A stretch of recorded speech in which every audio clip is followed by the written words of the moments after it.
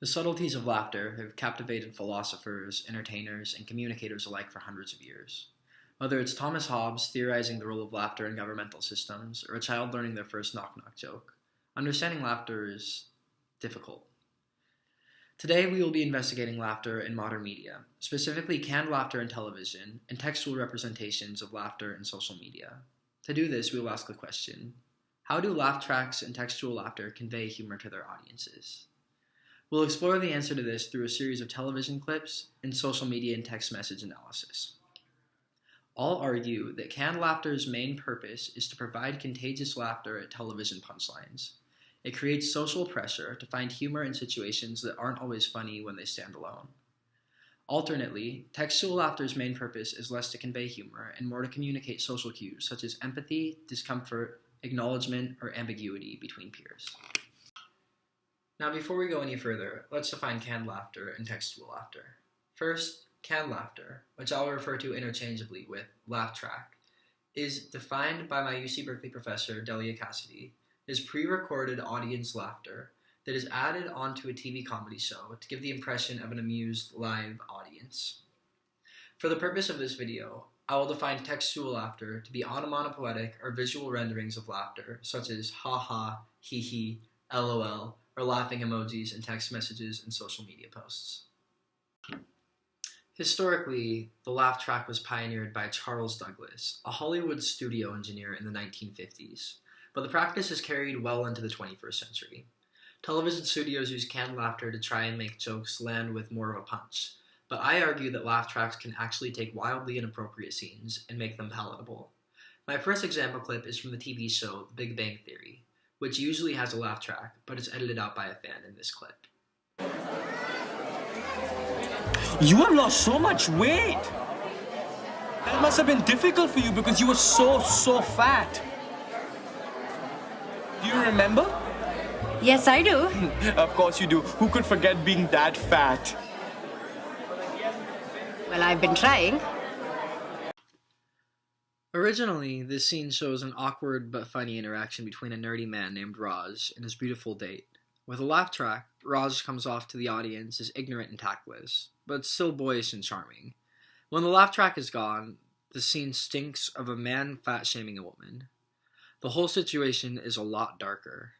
Each line Raj speaks adds to the stereotype that men have authority to criticize and demean women for their physical appearance. Without a virtual room full of people laughing around you, the scene transforms from a blundering boy to a verbally abusive man. The canned laughter gives the audience permission and encouragement to laugh at a dark situation. Now, this next scene does something a little bit different.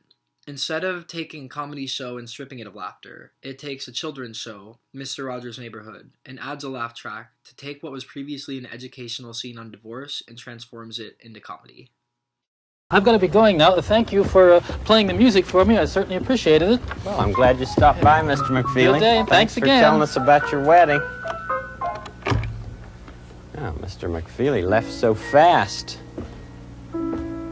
As soon as we started talking about divorce. I guess that's something he doesn't like to talk about. This scene was originally part of a week-long series of episodes used to teach children about divorce. Mr. Rogers speaks deliberately with many pauses to explain complex topics in a way that is understandable to children. When the laugh track is played over the scene, Rogers' timing seems like he's taking comedic beat, consciously pausing for the canned laughter to play. The serious music suddenly sounds sinister in a goofy sort of way.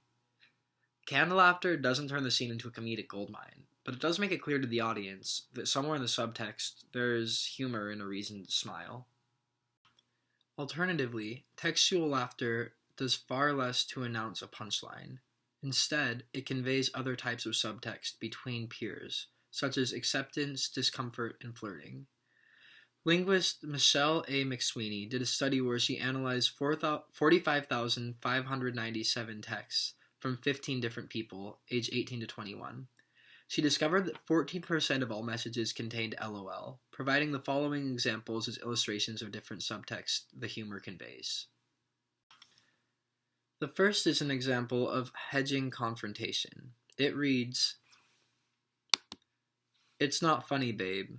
4 kissing emojis. I know. LOL, you always send me kisses to get out of trouble. I'm on to you. Smiling cat emoji. Okay, so this message is especially interesting because the person texting in gray prefaces her LOL with the words, "It's not funny." There's obvious contention in this relationship, and LOL is being used as a way to cut the tension before addressing the issue, rather than indicating actual laughter or humor. This second message illustrates how LOL can be used to request empathy. It reads, "I'm happy, heart. LOL, I'm writing an essay, crying frown." Again, the use of LOL doesn't indicate that the writer is actually laughing out loud. They use a crying frown emoji in the message, indicating more complex emotions at play than a humor cue, like a laugh track would be.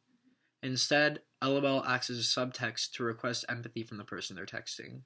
While they are complaining about their situation, the LOL shows not to take the complaint too seriously.